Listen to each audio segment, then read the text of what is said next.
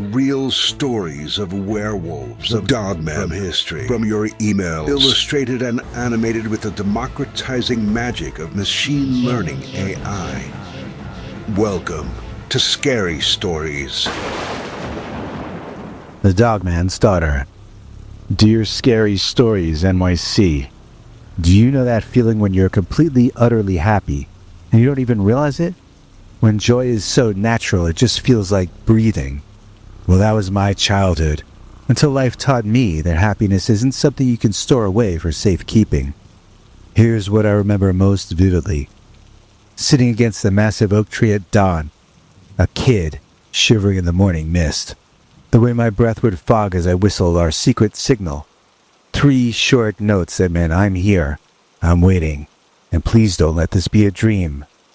And then, magic would happen. Every single time. Koda would emerge from the forest, like he was materializing from my imagination. This incredible creature who looked like someone had crossed a wolf with a bear, and given the result human-like intelligence. His amber eyes would find mine through the half-light, and his massive head would tilt in that questioning way that never failed to make me smile. Are you real? Are we really doing this again? Our greeting ritual became as sacred as church. I'd extend my small hand, palm up, and he'd gently press his enormous paw against it. A handshake between species, between worlds. His fur was coarse but wonderfully warm, and I could feel the careful strength in those claws that could shred bark, but treated my skin like spun glass. Breakfast was always a shared affair. I'd bring berries from our property's edge. He'd contribute whatever small game he caught during his nighttime hunts. I'd lean against his massive side while we ate, feeling the rumble of contentment in his chest, like the world's most comforting purr. Sometimes his mother Luna would watch us from deeper in the woods, this ancient wise creature, studying the strange human pup who had somehow earned her son's devotion. The best moments were the simplest ones.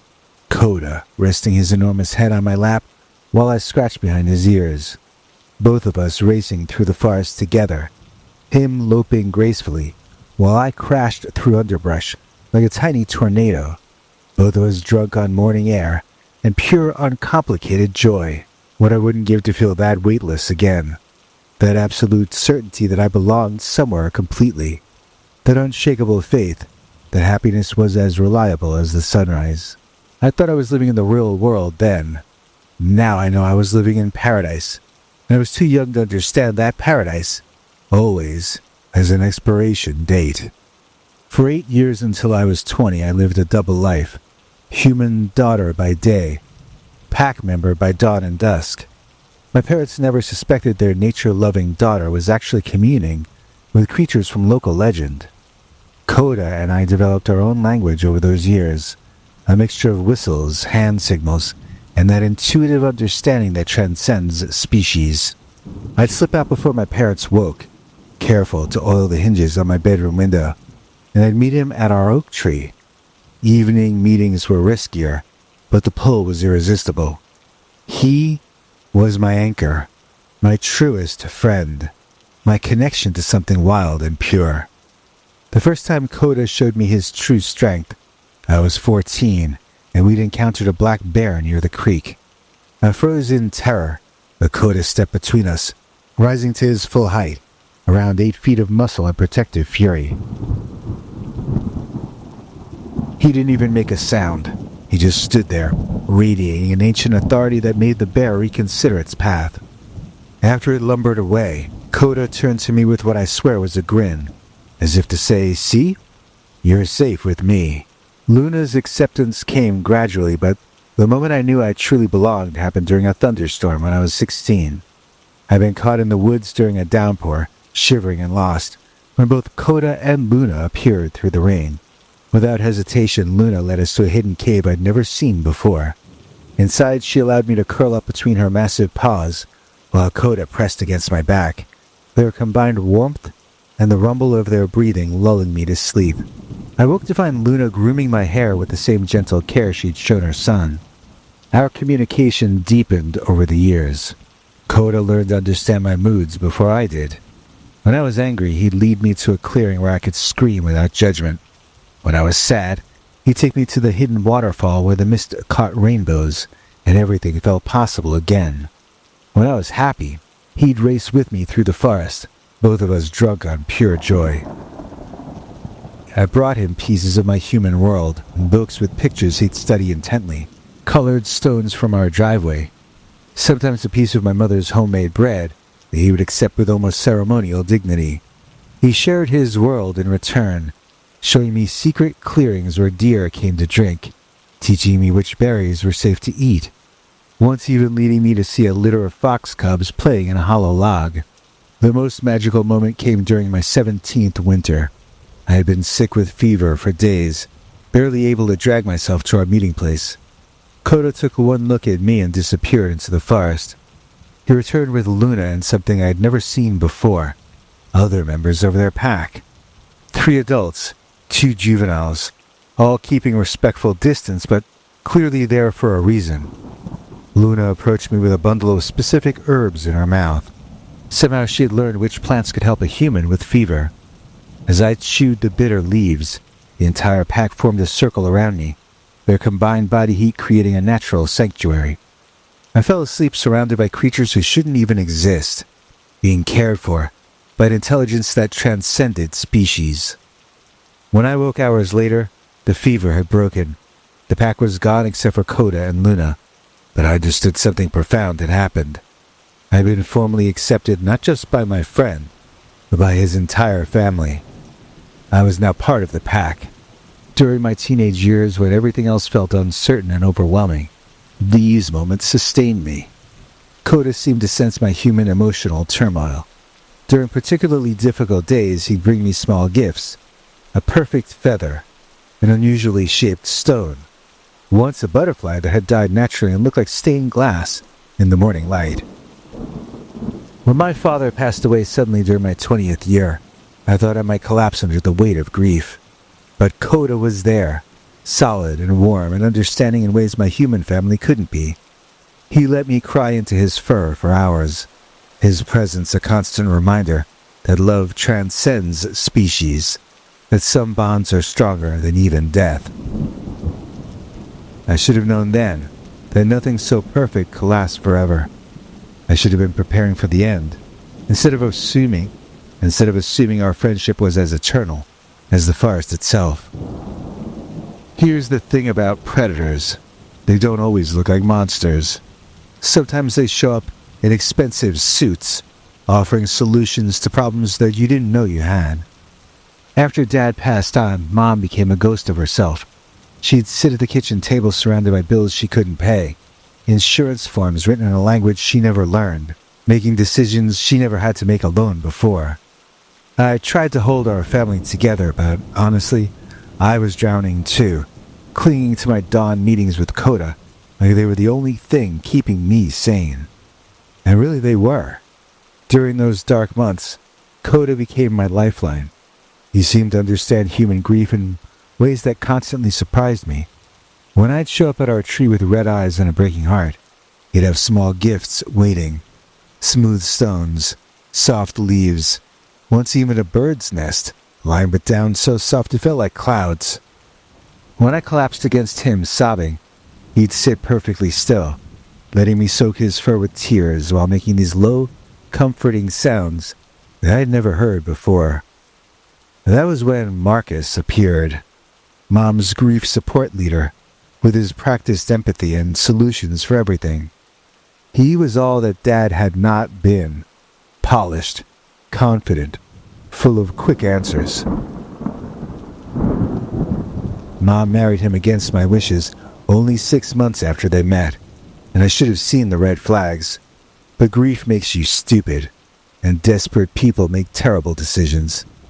Marcus understood something crucial about human psychology. Love is not infinite. In his view, every moment Mom spent with her kids was a moment stolen from him. He began his campaign slowly, surgically. My wandering in the woods became evidence of instability. My part-time job wasn't enough contribution to the household. My grief was, according to him, unhealthy dwelling on the past. I watched my mother transform from someone who raised me with fierce love into someone who saw her own children as problems to be solved. Marcus's poison worked like a slow-acting virus, rewriting her memories, reshaping her priorities. The breaking point came when he discovered mud on my shoes and tears in my jacket, evidence of my secret forest meetings. He didn't know about Koda and Luna, but he weaponized my, quote, irresponsible behavior, unquote, with surgical precision. She's 22, but she sneaks around like a teenager, he told Mom one evening, his voice perfectly calibrated with concern and frustration. When are you going to stop enabling this girl? Mom's response shattered something inside me that I'm still trying to repair. She looked at me and said, maybe it's time for you to make your own way in the world, honey. You're an adult now. Adult. As if the deepest source of strength in my life was actually a weakness. As if the friendship that had sustained me through Dad's death was somehow preventing me from growing up. I couldn't explain about Koda and Luna without sounding completely delusional. How do you tell your family that you've been accepted by creatures from legend? That your most meaningful relationships exist in a world that they don't even believe exists? My final goodbye to Koda was devastating. I tried to explain through gestures and broken words that I was being sent away, that I didn't know when I'd return. His confusion mirrored my own. This made no sense in his world, where pact bonds were sacred, where loyalty was absolute. Luna appeared from the deeper woods, and for the first time I saw something like sadness in her ancient eyes. She approached me directly, pressing her massive head against my chest, in what felt like both a blessing and a goodbye. 3 days later, I was on a bus to the city watching the forest, and my heart disappeared behind me. The city swallowed me like a wave swallows a stone. Suddenly, violently, and without a care. I arrived with a duffel bag and a brittle sense of resolve, determined to build something. I didn't yet understand that I brought soil-bound roots into a place that only accepted cement. My days blurred into fluorescent-lit shifts, waitressing under buzzing lights that made everything feel two-dimensional, cleaning offices where the silence wasn't peaceful but vacuumed of life. At night I lay awake in bed, the hum of distant sirens replacing the whisper of wind through the pine. No more Luna's low, comforting growl. No more Koda's breath beside me. I did try. I hiked in city parks that smelled like dog urine and landscaping mulch. I dated men who said I had forest eyes and called me mysterious, yet they only ever saw a shadow of me. I even tried therapy. But how do you confess that your soul still longs for creatures that no one believes exist? Time wore down my memories as though they shimmered like old film reels, flickering, beautiful, suspect. I stopped trusting what I knew. Some nights I wondered if I had hallucinated my entire childhood friendship with Koda. Loneliness pressed in like humidity. I stopped writing. I stopped drawing. I stopped speaking of the woods at all. Once I bought a bus ticket home. I sat in the terminal for hours watching the departure screen cycle endlessly. And then, I returned the ticket and got my money back. Everything changed one night when the phone rang. My mother's voice cracked through the speaker like dry leaves. Marcus is gone. I kicked him out. I'm sorry, sweetheart. I want you to come home. For the first time in years, the ache in my chest shifted. Not away, but shifted open. Something inside me stirred and remembered. The bus ride home felt like waking from a coma. Familiar hills rose outside the window, sun scorched and patient, the trees older than memory. I watched them slide past like witnesses to my former self. When the bus pulled into our town's tiny depot, my mother stood waiting. She looked thinner, hair streaked with silver, lines deeper around her mouth, but her eyes, those hadn't changed. We hugged, like people who had almost forgotten how. Our first conversation was a slow excavation. She spoke of Marcus, how his control had choked everything. Her voice, her choices, her family. The day he left, she said, she felt more terror than freedom. but every step away had made her feel more herself again. Back home, my room was exactly as I had left it. Same bedspread, same pressed flowers on the shelf, even the same wooden box where I'd once hidden Koda's gifts. Stones, feathers, a claw I'd found. My mother confessed she couldn't bear to change anything. "I always wanted you to come back," she whispered. That night, I lay in my old bed, windows open. The forest breathed around me, alive, fragrant, immense. I strained my ears, hoping to catch a sound that would tell me that they were still out there. I thought I heard a faint call, low and distant. But maybe it was just the wind. The next day I walked the property. The woods had changed, grown wilder in some places and sparser in others, but the oak still stood. I gathered some berries. I practiced the whistle. I rehearsed the hand signs. I sat under the oak tree before dawn, knees drawn up, heart thundering. The mist crept in, wrapping the trunks like memory made visible. And then I gave the call. One soft whistle carried into the trees. And then I waited. The silence after my call was heavier than anything I had ever felt. Even the birds seemed to hush. For a moment I was a kid again, small, hopeful, and afraid of being forgotten. And then something moved through the mist. A shape emerged, tall and loping, cautious in its approach. My breath caught. He was larger now, his frame filled out, fur darker except for silver streaks along his shoulders and temples. His amber eyes scanned the clearing, wary and sharp, until they landed on me. Kota froze. We stared at each other, still as stone. I didn't speak. I didn't move. But then his head tilted just slightly, his old gesture of recognition. His ears flattened, and a soft sound escaped his throat almost like a whimper. My vision blurred. I stood slowly and extended my hand. He crossed the distance in 3 strides. When his paw touched my palm, I felt the years collapse between us like a rotted bridge giving away.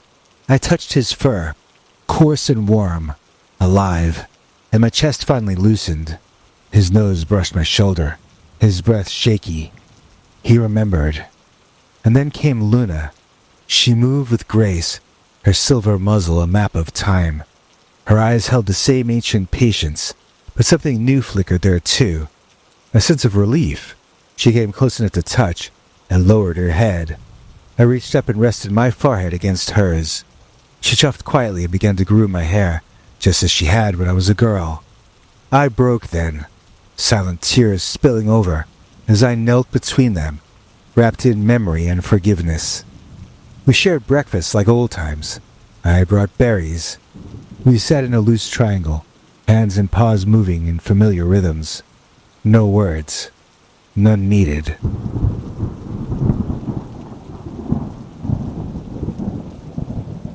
Later, we walked. Like I said, the forest had changed, but they knew every path. Koda showed me new dens, new roots worn into the earth. He moved ahead and glanced back often, as if checking to make sure I could still keep up. Luna walked beside me, slower now, but with no less authority. I told them everything, through gesture, through mimicry, through shared understanding, about the city, about the loss, about the moment I nearly forgot they were real. Koda listened intently, cocking his head in moments like a curious child. Luna's gaze held something deeper, acknowledgement, perhaps even pride. I realized I wasn't just coming back to them. I was different now. I had survived something they'd never seen, just as they had endured without me. We had grown in parallel, changed by time, sharpened by absence. That afternoon I sat beneath the oak tree while Koda rested beside me, one massive paw across my lap. Luna perched just above the clearing, her eyes closed, ears still alert. I looked up at the canopy above, sunlight filtering through like threads of gold, and I understood. This was not just a reunion, it was a reweaving. I wasn't a child anymore, and they weren't secrets I could keep hidden from the world. They were part of me, woven into my past, my identity, my very sense of belonging. I didn't know what would come next. I didn't know whether I would stay or whether I even could. But for the first time in years, the question didn't feel terrifying. It felt like a beginning. As dusk approached, Koda leaned his head against mine. We stayed like that for a long time. No need to speak. No fear of vanishing again. The forest around us hummed with life. And for the first time in years, so did I. I was no longer lost. I was home.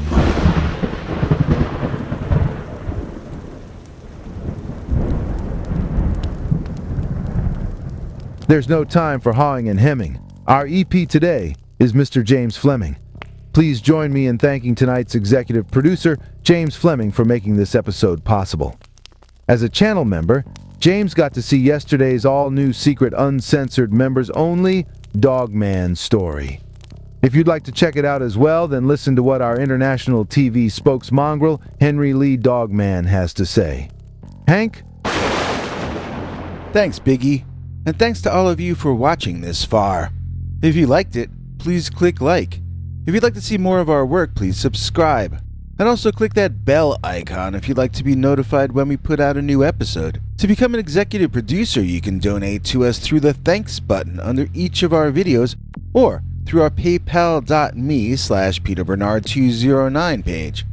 To receive cool perks like secret uncensored Dogman episodes far too wild to ever run on this channel, you can become a YouTube channel member by clicking the join button, or join our PayPal subscribers club at peterbernard.com. Joining either at the $3 a month level or above gets you access to our over 25 hours of secret uncensored Dogman stories available nowhere else. Do you have a scary story about Dogman or some other kind of high strangeness that happened to you? Let us know by emailing us at scarystoriesnyc@gmail.com or by leaving us a voicemail message at 804-LA-SCARY.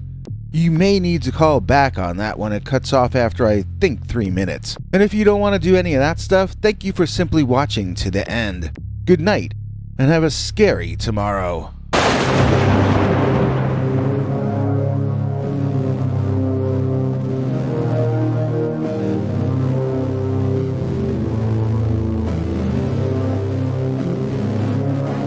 Come back for more scary stories.